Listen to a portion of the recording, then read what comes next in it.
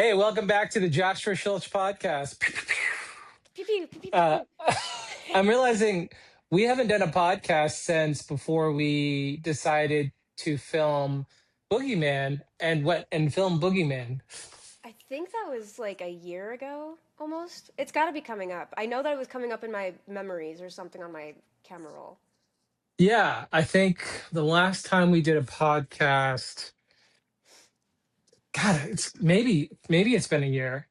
Because I remember we did the podcast and then I was like, hey, I'll call you in a few months, basically. yeah, I was like, I have a random idea, but do you want to star in a film? And you were like, let's go. That is a dream come true. Yes, please. You didn't What even I ask what it was do? about. I was like, I'm gonna put you in a movie, and you're like, okay. That was scary, I but didn't I'm even tell you glad what that. kind of movie. Ugh. It's crazy too, because the Boogeyman went from one concept, the story completely changed, and then it was in one location, and then it changed to the new location, which completely changed the film Yeah. and made it better, in my opinion.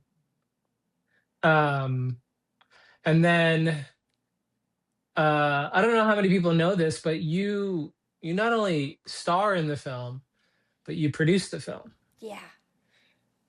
I didn't know Eh, necessarily what producer meant until I did it, and I was like, oh, this is what it means. Like, I'm just hoping, like, make it happen. That's cool. So I'm it's like, making it happen and problem solving. It's me calling you, going, "Hey, so emergency 911," and then you're like, "Okay, cool. Let's figure out a solution." And then we figured out a solution. But I feel like it wasn't too bad. We only had a couple of big emergencies. and they weren't even really emergencies, I would say. Like, it was just like last minute stuff, and like you'd already had a second plan, anyways, like in action. Yeah, We're not in but action, it but you was had it nice. there in your pocket. It's weird for me, like just having somebody that I can call and even just complain about the problem. Like just having someone to bounce things off of helps me a lot. So Yeah. if I'm like, hey, what do you think about this storyline? Or check out this script, or this happened, but I think I'm going to do this. And you're like, cool. It made it a lot better than trying to do it all myself, which is kind of what I did. I think on the last film, I had to do so much alone, which even if I'm still doing all the same work and I have someone to talk to, it helps a lot.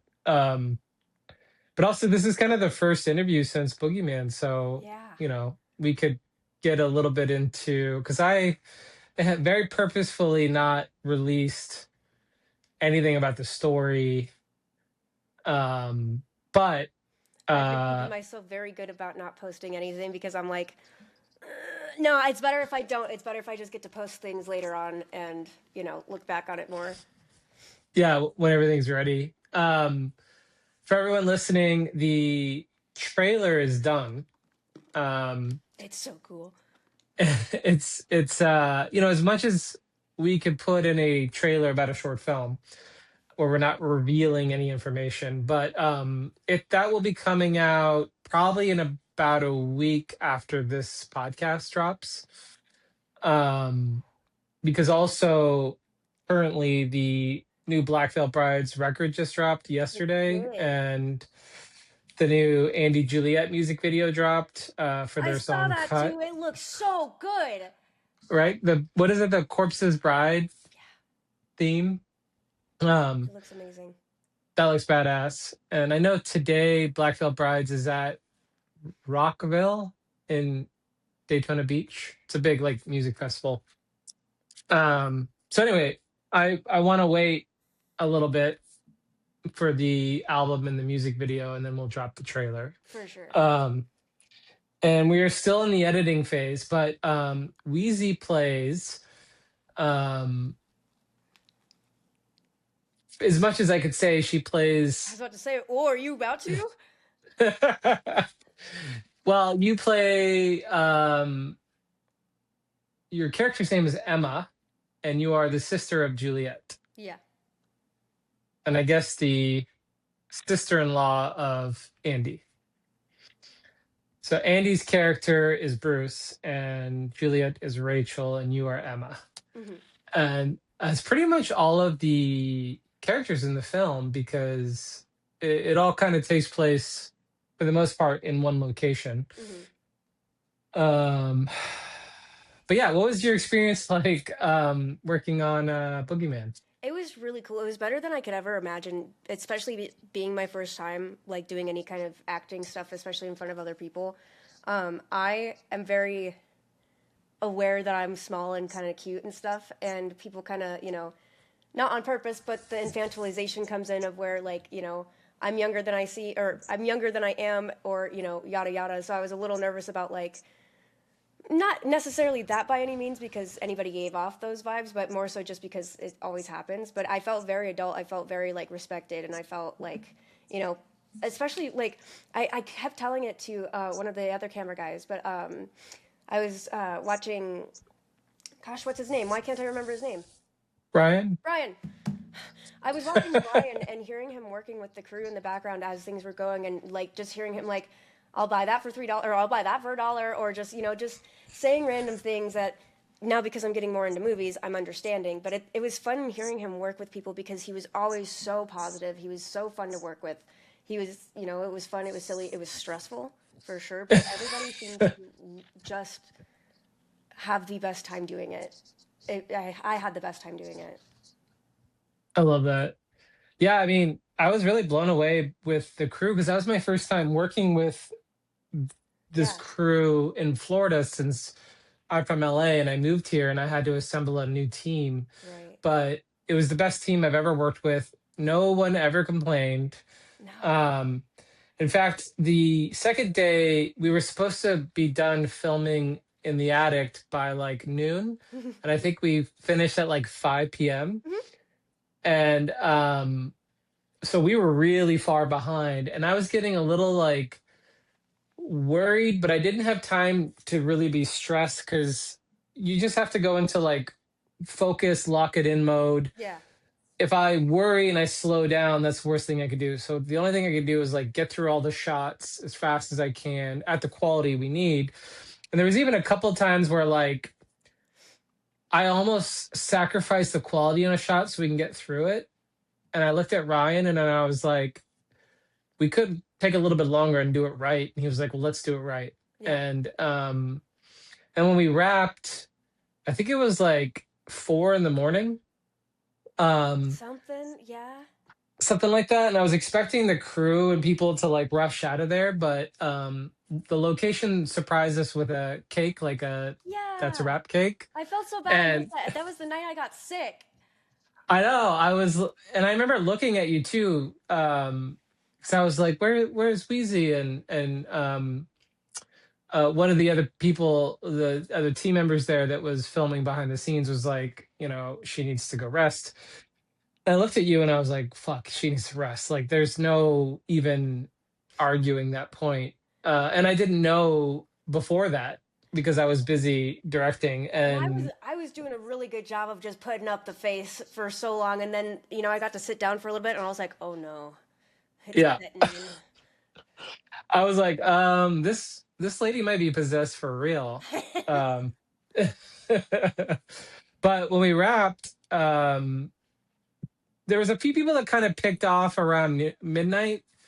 Um, and which was fair because they were kind of done. But for the most part, 99% of everybody was still there Yeah. at 4 in the morning. And uh, like I don't remember when I guess we wrapped Andy and Juliet probably around 4 in the morning, and then they had to like drive an hour and a half, and then I think they had to like get on a plane the next day or something. Oh my god.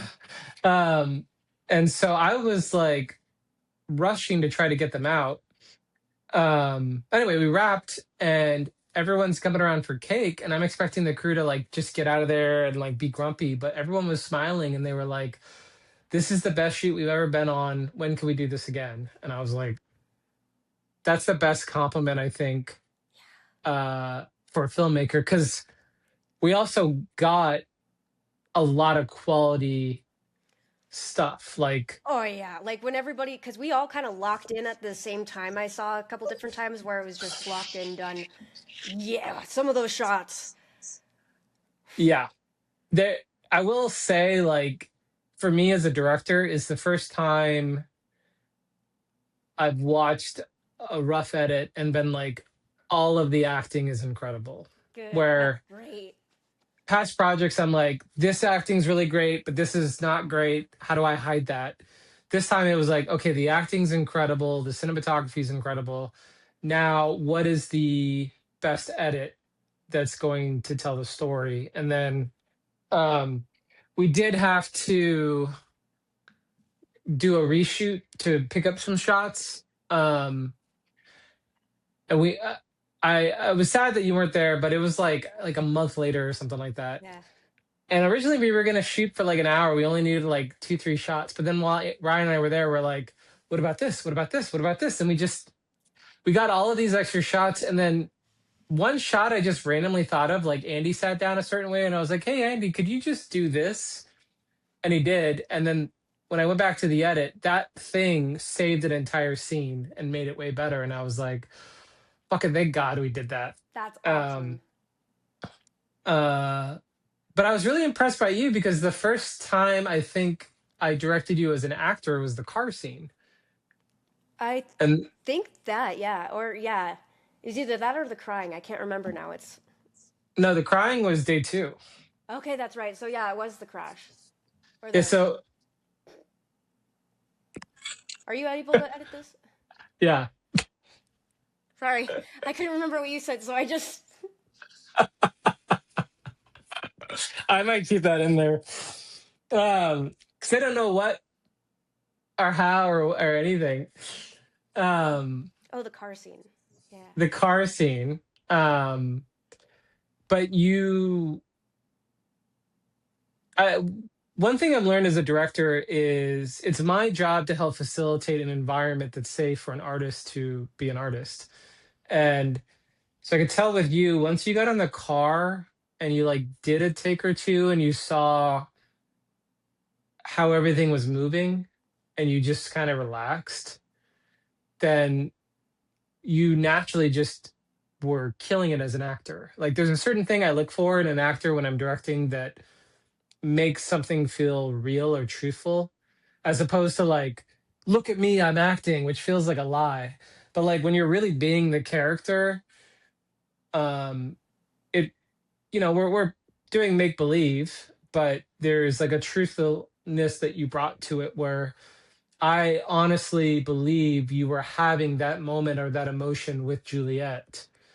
Um, like there was a couple times you laugh, and I was like, I don't know if she was acting or if she was actually laughing, but um, but it, so anyway, it comes across very truthful. And then we had another scene where you had to do a different emotion. I'm trying to be very vague. Um, and it was the same thing. Although there was that first take, I think did I text you the blooper? Yes, you did. Okay, good. That one was so good. That was so funny. Juliet watched that like 50 times. That's so funny. I watched it a few times too. I cackled a bit. It's a good memory. Yeah, there's a few where we it's funny when you're making a horror film and everyone's laughing and having a good time Right. because again, we're just kids in like uh a sandbox playing. Right. Um but yeah, I remember one thing I was impressed with you too is like I remember the first day you showed up and I was like, "Oh my God, we we need another hard drive." And we're already like in the middle of nowhere. And you're like, "No problem, I got it." And then you just went and handled it and you're like, "Here you go." I think that proved to me that you're a really good producer. And it makes sense because you have to run your own life, which requires a lot of problem solving. Every day. And Thank you. I think that's maybe not what your fans have seen is like they see once you're in the camera and you're communicating and you're there, but they don't necessarily see all of the hard work that goes on in the background just to get to that moment. The thing, Um, just the brain power to even like be interesting, like, and it's not like I have to think about being interesting. Unfortunately, I just ended up that way. I guess I don't know how to say this better because now I feel conceited. But like, it's a lot more brain power than people realize a lot of times, and yes, I am so tired at the end of most days. it to be on and present takes energy. And like when I did my first film Americana, I had to produce, direct, and act. Um, and then I also was housing like six of the crew in my apartment because they flew in from Texas, um, and was cooking for them. And when we wrapped, all I wanted to do was not talk to anybody or see anybody and just like recharge for like a week. Um, but uh, but anyway, yeah. So seeing that as a producer, and then when we went to the car scene, I remember thinking like, I already for some reason I just knew you were gonna be fine, so I wasn't too worried about it. But there was a brief second where I was like, "Oh God," Yeah. No, me too. and then and then I watched the monitor, and then you killed it, and I was like, "Great." And then it was just really like fine tuning, like um, you know, how the scene is delivered because a film is a 10,000 piece puzzle, Right. and so I have to make sure each puzzle piece is crafted a certain way so they click together to finish the puzzle. But anyway, basically, I'm saying I was very impressed, Thank you. and I've decided moving forward I would like to make movies with you. Yes, please. I would love to be in more or do Yeah, I more. mean, this was just a short film. Imagine when we make our first movie. Oh God. Yeah. That'll be really cool. I really truly am I'm hopeful for that future. It'll be the same, just longer. And um, my favorite thing about filmmaking is you get together and you have a bunch of like-minded individuals that want to make something cool and they have the same mission. Yeah. The thing I hate the most about movies is when you wrap and then everybody leaves. It's like you build a family Yeah. and then you have to break your heart every film. Yeah. Uh, because you like it's like being, I don't know, at war and you go through something, and you bond.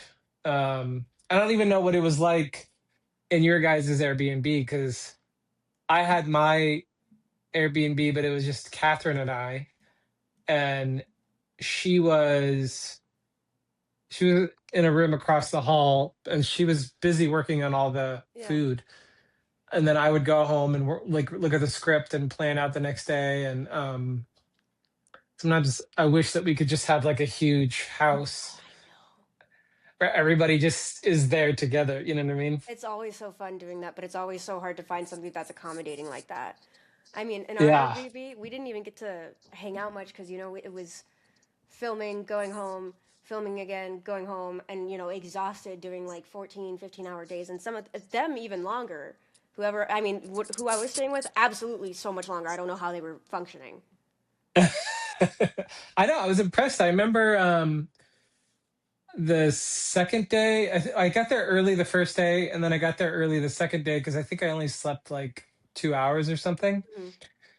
And a couple of the crew didn't have to show up early. But I remember like the first AD was like, "What time are you getting there?" And I was like, "In like half an hour." He's like, "Well, then I'm gonna be there." And I was like, "Okay." Okay. And then he showed up, and uh, what was this? I think the second day we were behind on the addict, right? Because I think Andy and Juliet, when they went home, the whole like freeway was shut down. They couldn't get home. Yeah, that's right. It took them forever to do, like, to get home at all. Yeah, I think it was like 4 hours instead of an hour drive or something. Yeah. Yeah. Because I remember being on set, they were just texting me updates, and I was Yeah. like, fuck. Awful. Uh, yeah, I should have rented a helicopter or something. Honestly, probably would have been a lot safer too. Yeah, 20-minute ride instead of 4 hours. Yeah. Um, trying to think what else. Okay, so we're going to finish the film, which right now we are editing. Um, and then we also have to do special effects. And then the composer will write music, and then he's going to bring in real musicians and record the score live. Um, and then the colorist will go through sound design, and then it'll be done. And then we're going to have a big premiere in Brooksville. Hmm. Um, the location is going to be renting a whole drive-in movie theater setup, so like a big screen, speakers, and I think the mayor's coming, local newspapers, people in the town. It's like a big deal for the town, so it'll be like a whole movie premiere. And then after we show it, we will do a Q&A. Maybe I might try to find like a musician. Maybe we'll do some live music or something. That'd be so cool. And then after you watch the film in the Q&A, you go into the house and you tour the haunted house where we filmed it, which I think is cool. That is really cool. And I think we're gonna have some food trucks. Um, and but anyway, yeah, talk about your experience. I feel like I'm I mean, no, that I can't say anything else. Like it truly was such an unspeakable experience. I loved it more than I thought I would. It was easier, only maybe easier in the sense that like I was comfortable with people, and it wasn't hard to get comfortable at all. And like I felt actually good about what I was doing, and just hearing about that, like a full on premiere, and like like the mayor is gonna show up probably, and like food trucks and newspaper. I'm getting verified on TikTok. Wait, you're not verified yet? Doesn't know No, who you are? not on What the TikTok. fuck? Ugh, that doesn't make any sense to me. Me neither. Uh, yeah, they should verify you. I mean, the fact that your first time acting and first time producing is Boogeyman, starring you, Andy Biersack, and Juliet Sims. And I mean, we raised the money, but the amount of favors we pulled, I think, what was it, like 250 or $300,000 worth of Something favors. like you said that. I can't even fathom that. So it's like a full movie. I mean, just the Yeah. special effects alone, I think he said would have cost 110,000, and he's doing it for free. Um, and hopefully I won't have to do any weird sexual favors for him. But You might whatever I got to do for the movie, uh, guys gotta do what a guy's gotta do. got to take one for the team. Uh, and I am starting to work on the script for the full movie. So the plan is hopefully, we'll go out to film festivals. Eventually, we'll release it on YouTube, but we want to make a whole feature film. And trying to think of other things. But anyway, yeah, you should be verified on TikTok. Did you I'm gonna get go the look whole and see if I can do that now. don't you just have to like show your ID or something? No, No? you have to have like news sources, like kind of saying like you're, important. Text me when we're done. I got a journalist for you. Okay. We should be doing press about this film anyways. That's so true. I didn't even think about that. Yeah, because the film festival is like press on the film. Uh but anyway, yeah, we'll text after this. Cool. Do you see Instagram just did like a whole purge of bots? Yeah, no, I lost like several, like so many followers, but at the same, like it was only okay, so many. I had just hit 900,000. Now I'm back down to like 893. Not quite a lot, but quite a few. And I'm like, guys, I just had that. I know. I started blowing up. I keep like getting stuck at like 52,000 for like 7 years. And then this year I blew up. I was at almost 57,000. And then this week it hit, and now I'm back down to 53,000. I mean, obviously, I'd rather them be real followers because I want to promote to real people. Right. And bots are dumb and annoying. I I think there should be some algorithm that just deletes all bots automatically. But is I was in Instagram jail for like 7 years. I think I pissed off somebody at Facebook. What'd you do? Like I had like a full on email fight, and then after that I just stopped growing for so long. Yeah, that kind of sounds like it, because, they keep tabs on people, I'm sure, at the big places. I'm sure they have something that like delists your account or something so people can't see it. That's actually, I'll have to tell you about it, but I can't necessarily. But there's something like that just happened to one of my friends recently that does not necessarily make full sense. Oh yeah, yeah. Well, I think they got in trouble doing that in the past. So I think I don't even remember what the fight was. This individual, I forget what anyway, it was like in 2018 or something. So I started growing again the last few months and I was like, cool. And anyway, and then I lost it and I was like, well, at least the ones that I grew recently are real people. So Right. whatever those bots are gone. Um, but it would be nice to like, it was weird. I went from like 1,000 to like 50,000 in like 2, 3 months. And then I just stopped forever. That's so interesting. I have to be nice to the Facebook overlords or they will, um, Yeah, they're gonna they'll take your do mean following. things. Yeah.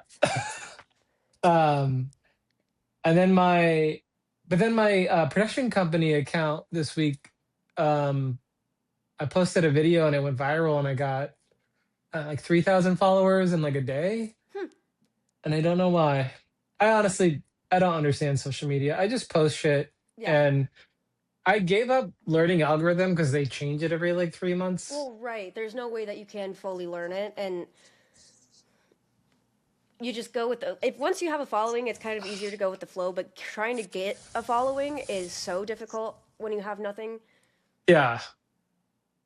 Well, I even did a test, I think yesterday, and I was like, okay, I'm posting positive things. So let me post a clip of me getting arrested and see if Instagram automatically like bumps it up. And it did. So I like, and it was a like I was on a movie set, so it was a local cop who I convinced to fake arrest me. Yeah, that was a cute. That was a funny clip. She was so sweet. It looked like. Yeah, she's hilarious. I think she was the deputy police chief, and then I had her. She was in the film, like driving the cop car, heading to a robbery. But she was so fun. So although she got a little like real towards the end, I don't know if you heard my like oof. She like threw me into the cop car, and I was like, oh. Yeah. So it's weird watching people get like thrown into something, but then when you're just even, I'm sure she's being gentle, but it was intense. But it is also weird that Instagram was like, oh, negativity. Let's They're gonna pump this love up. this. Yeah. But if I was like saved by somebody, anyway, I can go on and on about that. But they should fucking verify you on TikTok. I agree.